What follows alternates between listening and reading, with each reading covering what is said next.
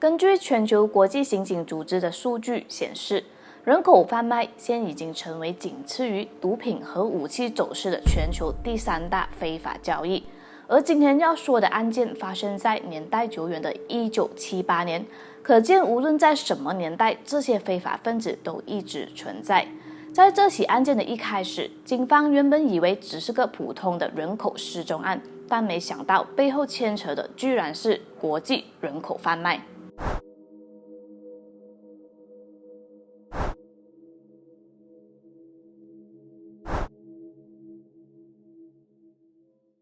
Hello， 大家好，我是美貌与智慧并重的小南。当时涉及这起案件的一共有5个人，他们当时还是20出头的陪游女郎。名义上他们称自己为陪游女郎，实际上就是在一家没有执照的非法私人俱乐部接待客人。当时他们所开出的陪客价码是1个小时100元左右。那么这5个女郎分别是来自新加坡的黄金叶，以及4个马来西亚人阮地、司徒代珍、王月珠和叶美玲。他们5人同时被3位土豪邀请参加游艇派对，然而这5人却在出海后失踪了。在失踪前，黄金叶曾经邀请她的一个闺蜜一起参加这个游艇派对，但这位闺蜜因为约了人，所以就拒绝了她。现在看来这个拒绝可说是救了她自己的生命。随后这位闺蜜眼看黄金叶一整晚都没有回来，便开始担心了。于是这位闺蜜先联络上了俱乐部的妈咪，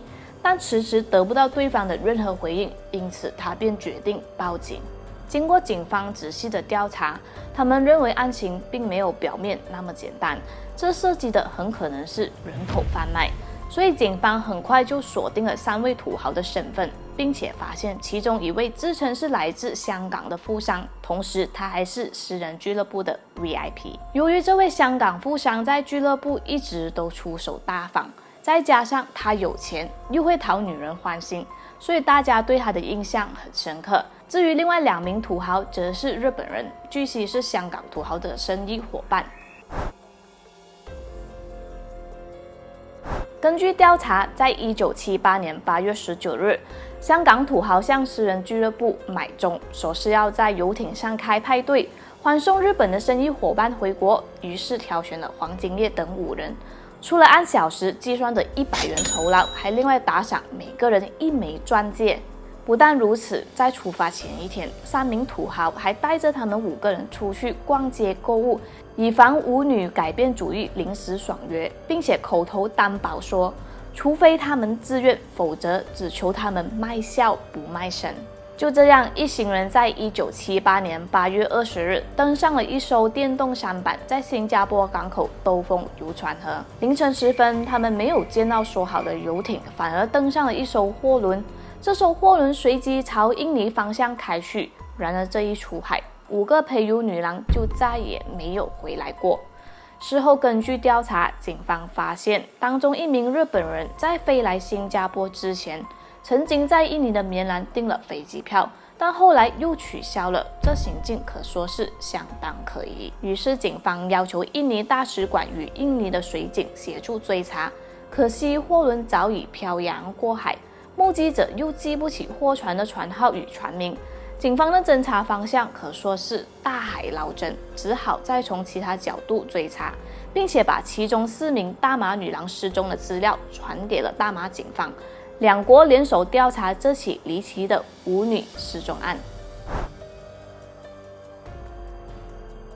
事发10天后，距离舞女登船的不远处浮现了一截断掌。警方初步怀疑跟舞女失踪案有关，即刻赶到现场捞起断掌，但是经过法医检验与指纹的对比，证实跟失踪的舞女并不相符。由于这起案件也涉及日本人和香港人，新加坡警方要求国际刑警组织协助追查那3名土豪的消息。然而，根据国际刑警提供的这个情报，原来当时东南亚一带出现了一个大型的国际贩卖人口集团。在新马5名陪游女郎人间蒸发的2个月前日本、澳门也出现类似女子突然失踪的案件。这些失踪女子分别来自澳洲、印尼、菲律宾以及泰国等等。其中，澳门警方在展开的反黄行动中，侦查到3名妙龄女子在跟一名日本男子出外用餐后离奇失踪。这个日本男子用的伎俩跟新马陪游女郎被骗上船的手段极为相似，同样是以钻戒为饵，引诱女郎上钩，赴约后将她们掳拐出境。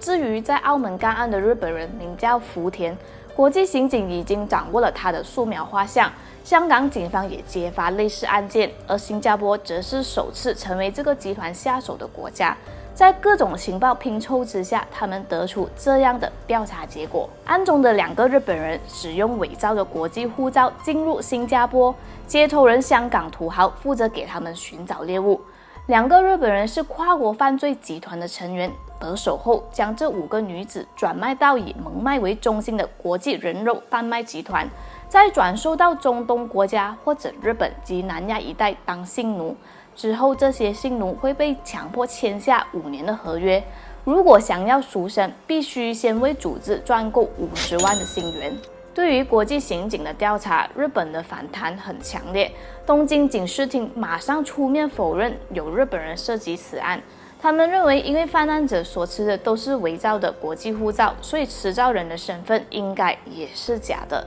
而且还指称那些所谓日本人其实是华人。虽然警视厅态度强硬，日本媒体却报道日本警方曾经在东京多家公寓的房里拯救了9名被迫卖淫的泰国女郎。不但如此，日本警方也在中部的贾府一家酒吧内救出3名同样被迫卖淫的菲律宾女郎，而且日本其他地区也发生过多起类似的案件。这一系列可怕的人口拐卖事件一度引起国际刑警与国际社会的高度关注。可是国际刑警追查了3年，始终没有5名陪游女郎的下落。1981年，警方决定放弃跟进此案。本来这件事已经差不多被人们遗忘了，岂料后来却因为疑似的电视访谈爆起了内幕。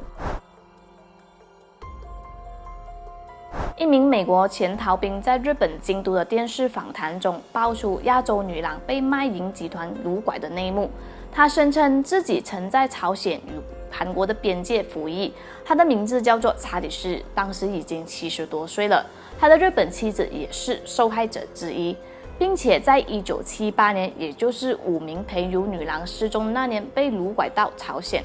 从妻子的口中，他得知各国女子失踪的内幕。夫妇俩一直在朝鲜居住，直到2004年才移居到日本东京。查理斯表示，他的一个同僚也是个逃兵，并在澳门娶了一个泰国女郎，而这位泰国女郎便是当年澳门警方反黄行动中救出来的。查理斯会向媒体揭发此事，是希望有关当局能把他们从困境中救出，让他们重获自由。据悉，在当时的访谈中，访员向查理斯出示国际刑警在报章上发布的失踪舞女照片，他立刻凭阮地左眼旁的1颗痣认出她，说他在1981年于朝鲜一家$1商店见过已经50多岁的阮地。于是日本访员立刻通过日本驻马来西亚的特约撰稿人联络上了阮地的家人，阮家向马来西亚外交部求助，而国际刑警也再次联系上大马当局。虽然查理斯的说法引起了新马以及泰国当局的关注，让大家重新燃起希望，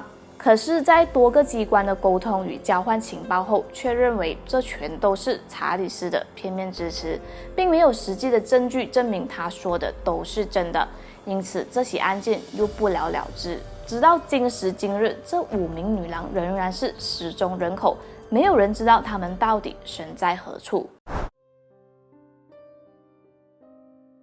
人口贩卖这个话题一直以来都是敏感和沉重的，不过很多事情并不是看不到就代表不存在，了解了反而可能有助于我们避开它。就像我前面提到，人口贩卖是世界上仅次于毒品和军火的第3大黑市交易。只能说人性的贪婪和欲望促使某一部分的人践踏人类的道德和法律底线，无视生命的可贵，并做出一些令人发指的行为。即使人类社会进步了1000年，但如今依然存在着邪恶的奴隶制。之前我说过的失踪案，就像新加坡麦当劳男孩和我们大马的小松生，虽然说不知道他们去了哪里，但也不能完全排除他们被拐卖的可能性。当中的可怕与噩梦，我就不在这里详细解说了，只希望让大家知道，在这个世界里还有我们想象不到的黑暗。希望大家出门在外小心谨慎，在外留学打工也要走正规的渠道，以免惹祸上身。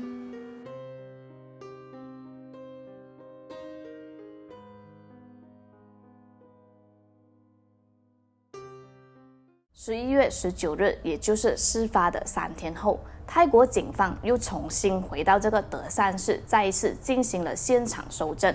结果，警方竟然在某个后院的柜子里又找出了1600多个已经发臭多时的婴胎。这样总计下来那里总共藏放了2000多具婴胎身体。根据当时警方的推测，这些婴儿在包德善市至少封藏了1年左右，真的是残忍至极啊！泰国卫生部官员为了能够给这些可怜的婴魂祈福，特意恭请了泰国多位僧人为这些婴儿诵经超度。